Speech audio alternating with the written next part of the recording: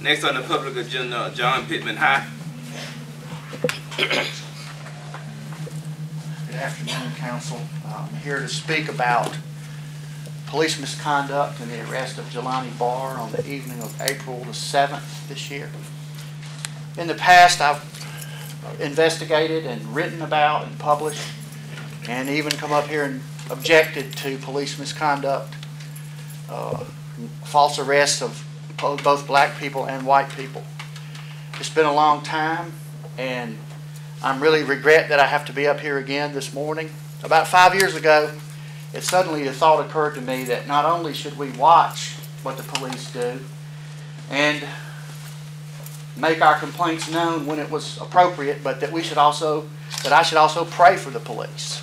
Every time I see a police car with his lights flashing on a chase or on a run, or every time I see one with someone pulled over, I say a quick prayer to the Lord, asking that that policeman's safety will be safeguarded, that there will be no violence, that the citizen will be cooperative, that everyone will keep a level head, that there will be a cordiality, and that the business can be transacted, and that the citizen will be restrained from committing any act of violence, and there will be cooperation. But I also pray to the Lord that the policeman will not abuse his authority and will not lash out in violence against the citizen. And so when I saw the report in the paper where the chief was describing Mr. Barr's arrest, I didn't know. I thought, well, maybe Mr. Barr was misbehaving. Maybe the chief is right. And then I saw the video. And the video, we thank the Lord there is a video, because it shows that Mr. Barr didn't do anything wrong at all. He didn't break any law. He didn't disobey a single command by a police officer. He was cooperative. He left when he was told to.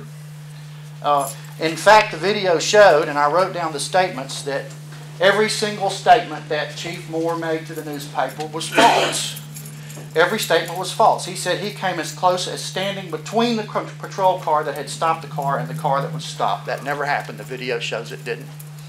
He never stepped off of the elevated sidewalk in front of the store. Quote, he was told several times to back off and he refused. That never happened. Well, from the time he was first told to leave the scene to the time he turned his back and began to walk off was 10 seconds. 10 seconds. I timed it. He was interfering with the officers doing their job. The video shows that's a falsehood.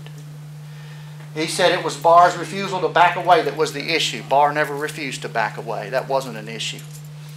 And so here we are confronted with a video that shows that whatever story the police chief's been given is a falsehood.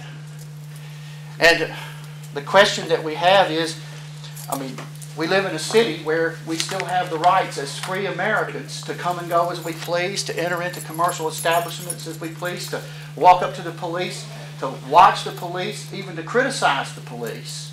And nobody has to ask the police permission to do any of those things. This isn't 1960. Mr. Barr is a free man in a free country. And some people will say, well, he just went there to make trouble. But that misconstrues the way liberty works in America. A citizen who hasn't broken the law or disobeyed an order cannot make trouble. The trouble's made when a police officer who doesn't like that citizen takes offense and uses his power to try to thwart a citizen from engaging in perfectly legal conduct. And that's what happened in this case. Mr. Barr didn't break any laws. That police officer broke the law. He's the one that tried to stop Mr. Barr from perfectly legal conduct. He's the one that chased Mr. Barr, stopped Mr. Barr, assaulted Mr. Barr, and kidnapped Mr. Barr, because a false arrest without a crime is an assault and a kidnapping. And so I have two questions that I'll leave you with. First of all, I want to know why it is that a man that I believe is an honorable man, the police chief, has not retracted the false statements that he made and made a public apology. And the second question I have is, are we going to allow a video that shows a crime being committed, not by Mr. Barr, by a police officer of the city of Greenwood? It's been almost 2 weeks now. Why hasn't there been an arrest? Why hasn't there been a probable cause hearing? Why hasn't there been a termination, at least that we've heard of? Why haven't the false charges against Mr. Barr been dropped? Is this council just going to allow this crime that's documented fully to just lie there and be unaddressed? And so I ask you to do what you can to see to it that this injustice is remedied. Thank you.